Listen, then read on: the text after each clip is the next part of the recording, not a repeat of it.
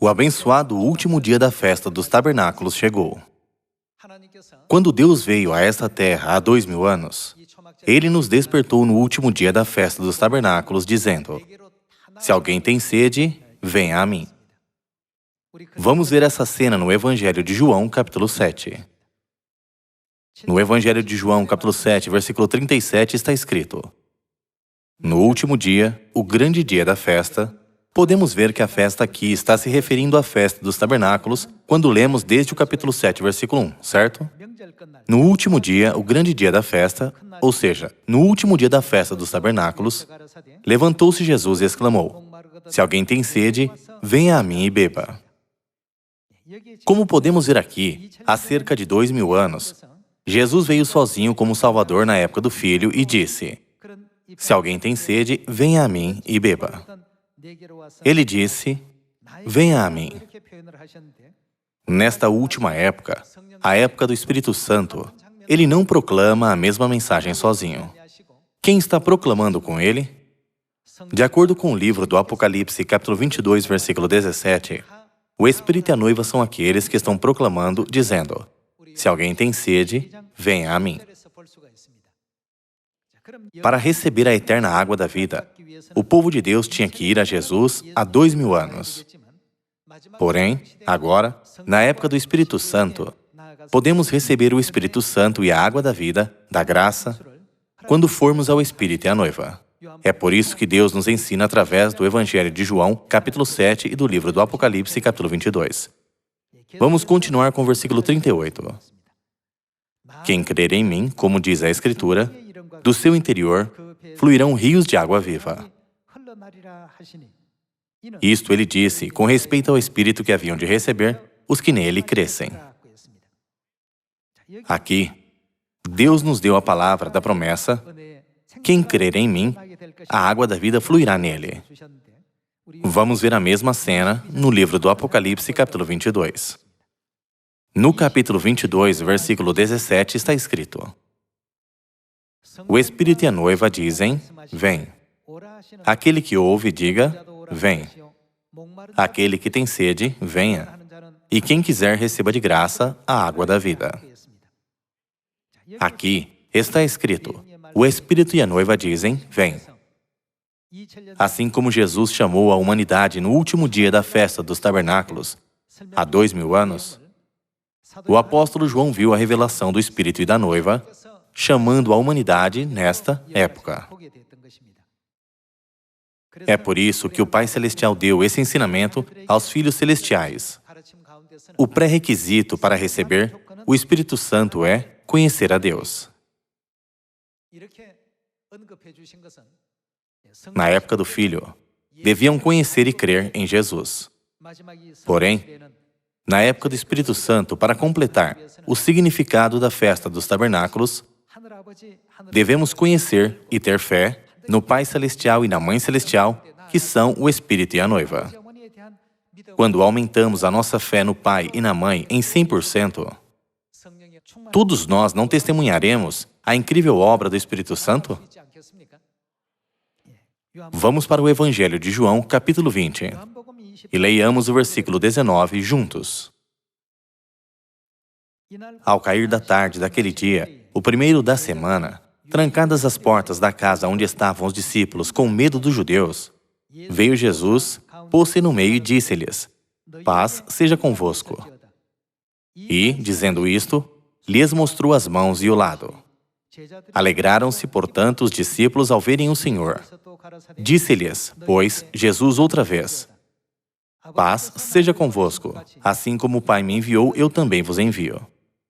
E, havendo dito isto, soprou sobre eles e disse-lhes: recebei o Espírito Santo. Há cerca de 2000 anos, Jesus Cristo, que é Deus, veio a esta terra em carne. E disse aos discípulos que estavam reunidos: recebam o Espírito Santo. Com essas palavras, os discípulos foram movidos pelo Espírito Santo e conforme eles ficaram cheios do Espírito Santo, uma grande obra aconteceu nesse momento. Isso não é diferente da época atual. Deus veio a esta terra, vestindo a tenda da carne, e disse aos seus filhos: recebam o Espírito Santo. É por meio da sua palavra que o poder e a autoridade do Espírito Santo vêm sobre nós. De acordo com o livro do Gênesis, capítulo 1, no princípio, quando Deus disse, haja luz, o que aconteceu depois? Houve luz. Quando Deus disse, separe as águas sobre o firmamento e as águas debaixo do firmamento, então o que aconteceu? A água debaixo do firmamento foi separada da água sobre o firmamento. Quando Deus disse, haja criaturas vivas no mar, então houve criaturas vivas no mar. Quando Deus disse, haja criaturas vivas sobre a terra, então houve criaturas vivas sobre a terra. Quando Deus disse, haja criaturas vivas no céu, então houve todo tipo de pássaros no céu. Assim que a palavra de Deus foi dada, o poder da criação e a grande obra foi mostrada. Sobre as palavras de bênção, sobre o Espírito Santo dadas a nós hoje, Jesus deu a mesma bênção quando Ele veio a esta terra em carne há 2000 anos.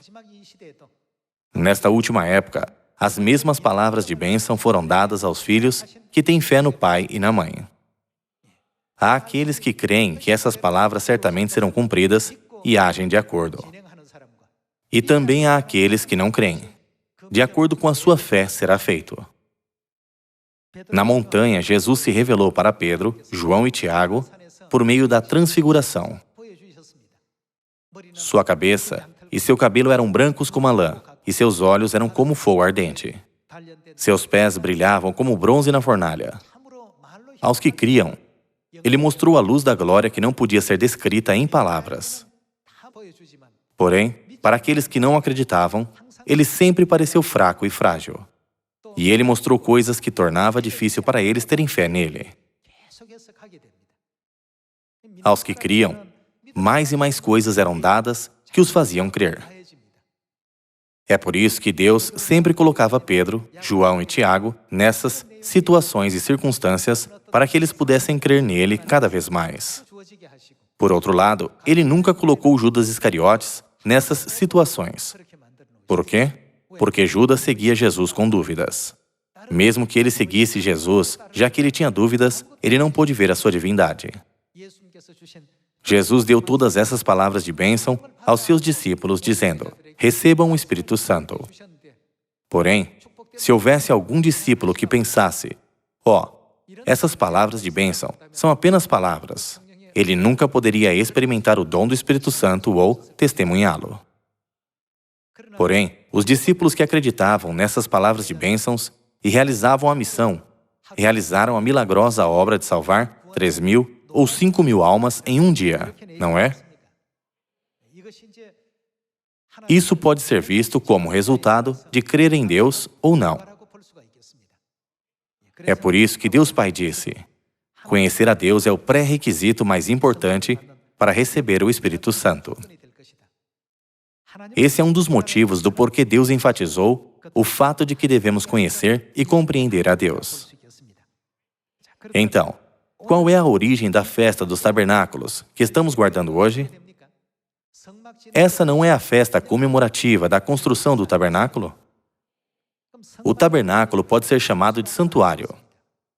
Nesta época, ele pode ser descrito como o templo. No templo, Deus escondeu a importante verdade que nos faz conhecer Deus Pai e Deus Mãe. Vamos ver a Epístola aos Hebreus, capítulo 9, versículo 1. No capítulo 9, versículo 1 está escrito, ora, a primeira aliança também tinha preceitos de serviço sagrado e o seu santuário terrestre.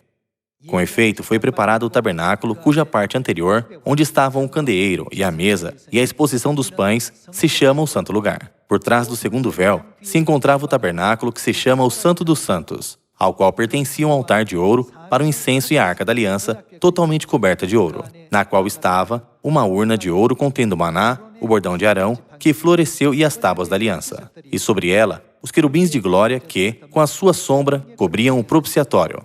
Dessas coisas, todavia, não falaremos agora pormenorizadamente.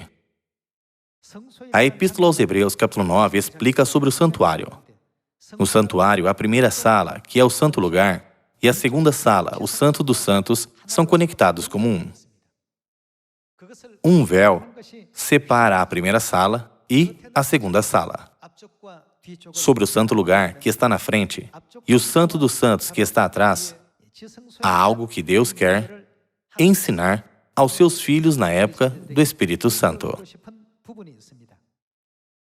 Podemos receber o Espírito Santo da chuva serôdia apenas quando conhecemos o Espírito e a noiva, que nos dão a água da vida por meio da festa dos tabernáculos.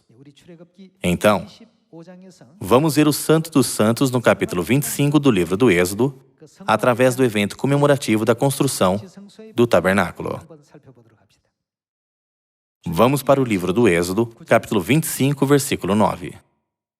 Segundo tudo o que eu te mostrar para modelo do tabernáculo e para modelo de todos os seus móveis, assim mesmo o fareis. Isso é o que Deus ordenou. Vamos continuar com o versículo 10. Também farão uma arca de madeira de acácia. De 2 côvados e meio será o seu comprimento, de 1 côvado e meio a largura, e de 1 côvado e meio a altura. De ouro puro a cobrirás, por dentro e por fora a cobrirás, e farás sobre ela uma bordadura de ouro ao redor.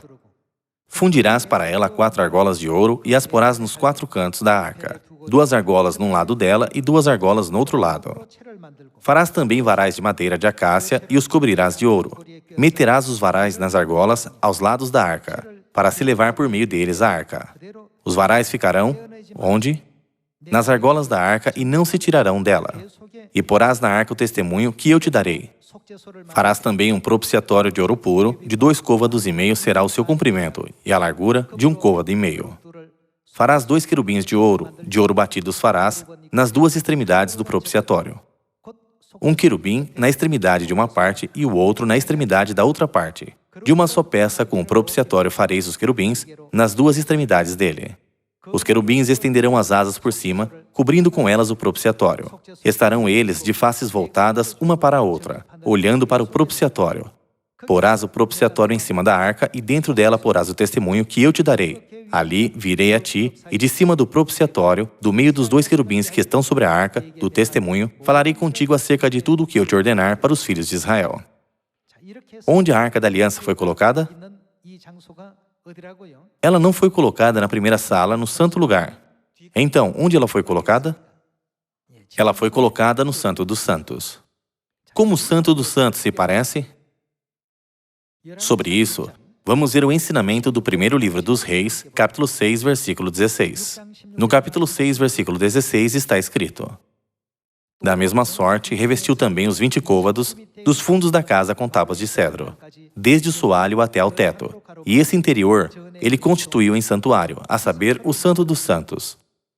Era, pois, o santo lugar do templo de 40 côvados. O cedro da casa por dentro era lavrado de colossíntidas e flores abertas.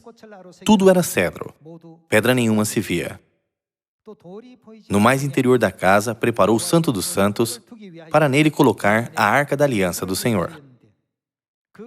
Era o Santo dos Santos de 20 côvados de comprimento, 20 de largura e 20 de altura. Cobriu de ouro puro. Cobriu também de ouro o altar de cedro. Aqui se refere no mais interior do santuário? Se refere ao Santo dos Santos, não é?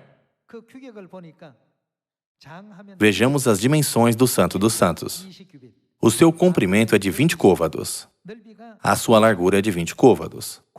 A sua altura é de 20 côvados. Todas as dimensões são iguais. Qual é o lugar cuja largura e altura são iguais? É o Santo dos Santos no tabernáculo. Como essa profecia será cumprida?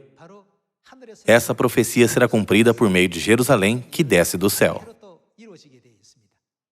O Santo dos Santos do tabernáculo não foi construído na terra de acordo com o que está no céu? Deus disse: faça tudo de acordo com o modelo que te foi mostrado no monte.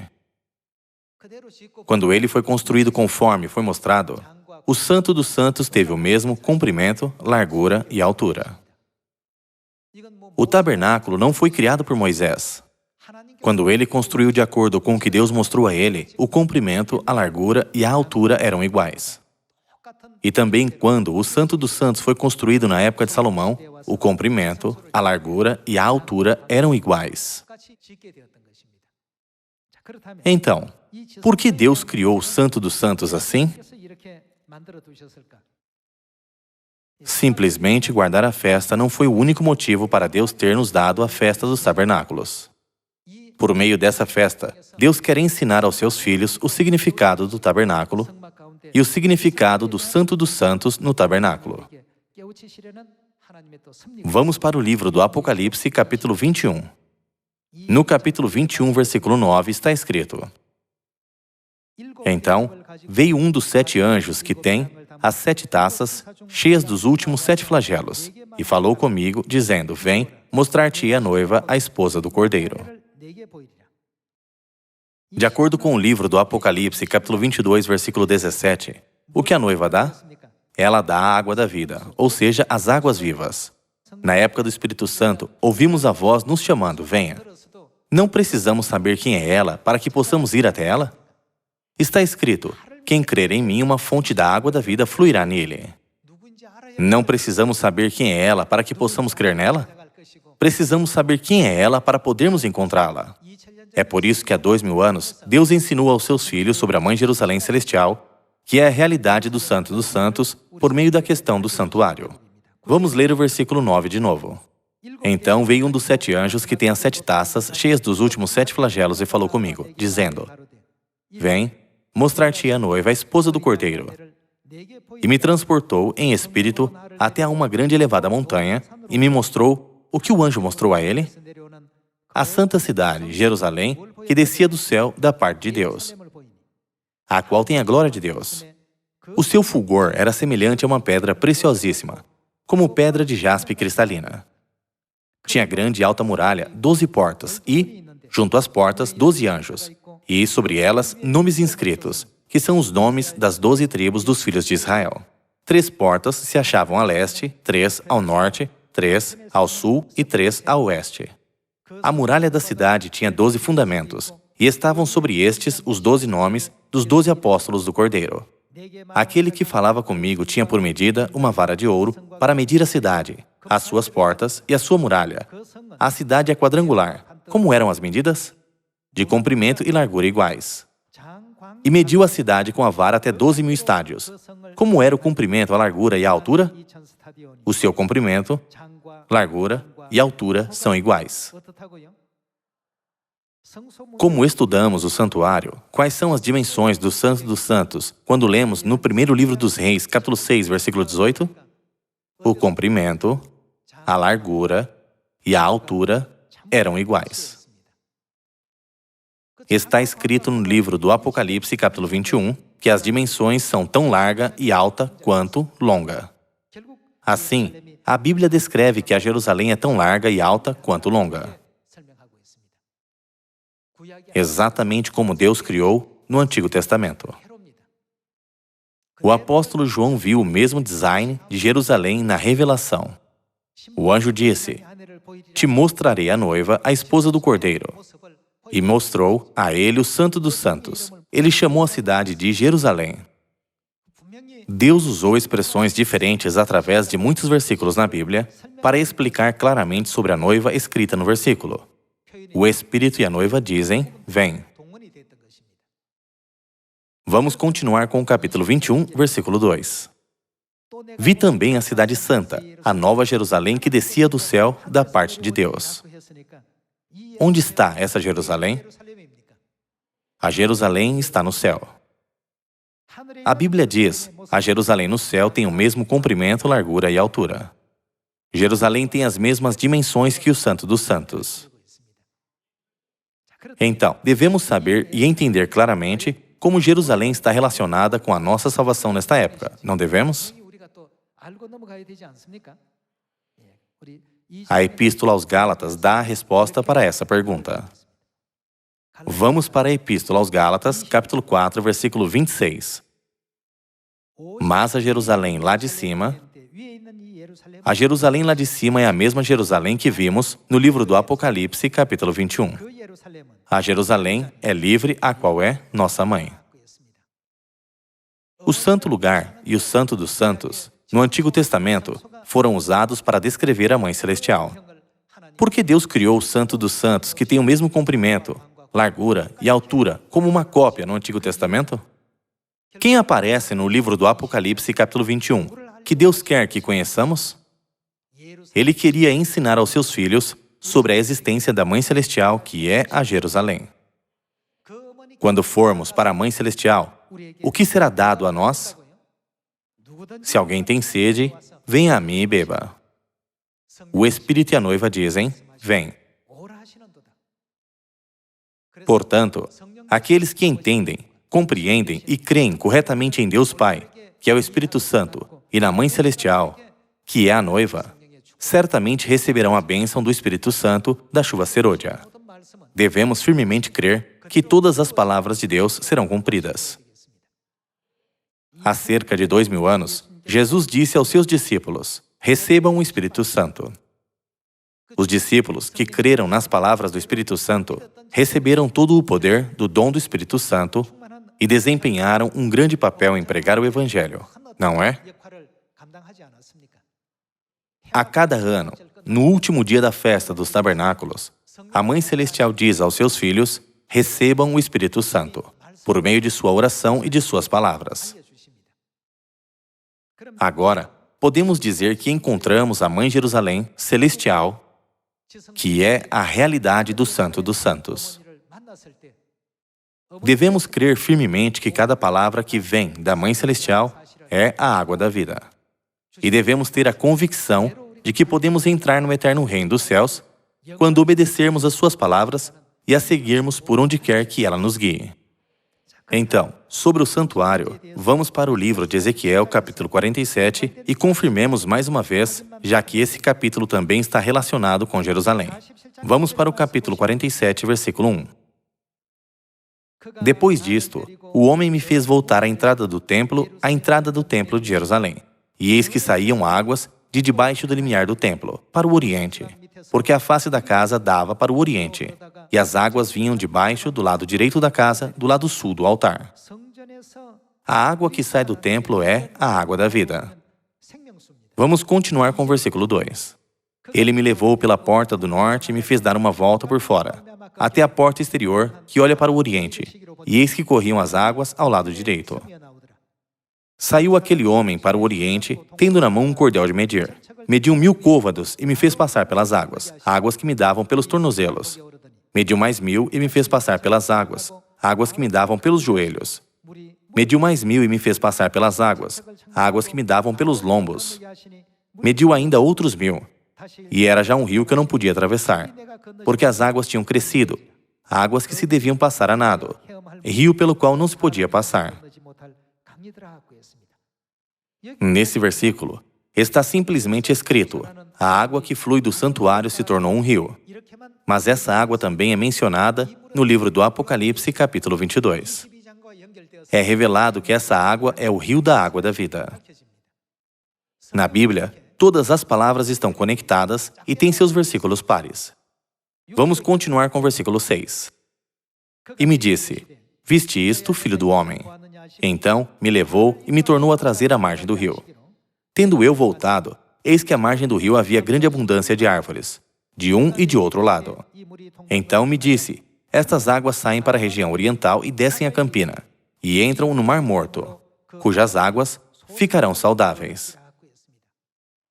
Hoje, a Mãe Celestial nos abençoou através de suas orações para recebermos o Espírito Santo, e também nos disse que recebemos o Espírito Santo. Há cerca de 2000 anos, Jesus deu a mesma palavra, dizendo aos seus discípulos para receberem o Espírito Santo. O que aconteceu depois que os discípulos receberam o Espírito Santo? Eles não desempenharam um grande papel em pregar o Evangelho depois de receber o Espírito Santo? O mesmo acontece nesta época. Hoje, Deus deu o gracioso Espírito Santo a todos os filhos de Sião por todo o mundo. No livro de Ezequiel, capítulo 47, está expressado de uma maneira em que podemos entender o status espiritual. Vamos continuar com o versículo 9. Toda criatura vivente que vive em enxames viverá por onde quer que passe este rio, ou seja, por onde quer que passe o rio da água da vida. Agora todas as criaturas viventes irão viver. Elas podem viver. Assim, devemos agora entregar a água da vida para que elas possam viver. Já que a Mãe Celestial permitiu a obra da glória acontecer e abriu o caminho para o Evangelho, vamos todos a Samaria e até aos confins da terra, com a graça que nós recebemos. Devemos realizar essa obra do Evangelho com a convicção de que qualquer um que receber a água da vida pode viver. Vamos ler o versículo 9 de novo. Toda criatura vivente que vive em enxames viverá por onde quer que passe este rio. E haverá muitíssimo peixe, e, aonde chegarem estas águas, tornarão saudáveis as do mar. E tudo viverá por onde quer que passe este rio. Tudo aqui viverá. Nenhuma criatura será exceção. A Bíblia diz que tudo viverá. Deus já nos disse sobre os efeitos espirituais do remédio. Assim, não devemos hesitar, perguntando-nos, isso dará certo ou não? Onde quer que haja uma ferida que precisa ser curada, vamos pregar a notícia sobre a Mãe Celestial sem demora. Tudo viverá por onde quer que passe este rio. Vamos continuar com o versículo 10. Junto a ele se acharão pescadores, desde Engedi até Englaim. Haverá lugar para se estenderem redes. O seu peixe, segundo as suas espécies, será como o peixe do mar grande, em multidão excessiva. Mas os seus charcos e os seus pântanos não serão feitos saudáveis, serão deixados para o sal. Junto ao rio, as ribanceiras de um e de outro lado, nascerá toda sorte de árvore que dá fruto para se comer. Não fenecerá a sua folha, nem faltará o seu fruto. Nos seus meses produzirá novos frutos, porque as suas águas saem do santuário. O seu fruto servirá de alimento e a sua folha de remédio. Aqui está escrito, a água do santuário flui até eles. Já que o santo lugar e o santo dos santos são separados por um véu, os dois são apenas descritos como o santo lugar visto de fora. Na Epístola aos Hebreus está escrito, ele entrou no santo dos santos. E em outro versículo da Bíblia está escrito, ele entrou no santo lugar. Porque as suas águas saem do santuário, o seu fruto servirá de alimento e a sua folha de remédio. Queridos irmãos e irmãs, hoje, através da festa dos tabernáculos, a água da vida é dada a nós. Devemos continuamente usá-la para salvar a humanidade. Fazendo assim, não vamos deixar que a grande graça e as abundantes bênçãos do Espírito Santo da Chuva Serôdia, dadas a nós no último dia da festa dos tabernáculos, seja extinguida. Ao contrário, vamos salvar nossos vizinhos, familiares e parentes. Vocês verão a mudança acontecendo ao nosso redor. Ao demonstrar o poder espiritual de cura, levaremos toda a humanidade que estava destinada a morrer para a verdade e as salvaremos. Pedindo a toda a família de Sião que tomem a liderança em pregar o Evangelho em Samaria e até aos confins da terra com fé, eu gostaria de concluir o sermão de hoje. Muito obrigado.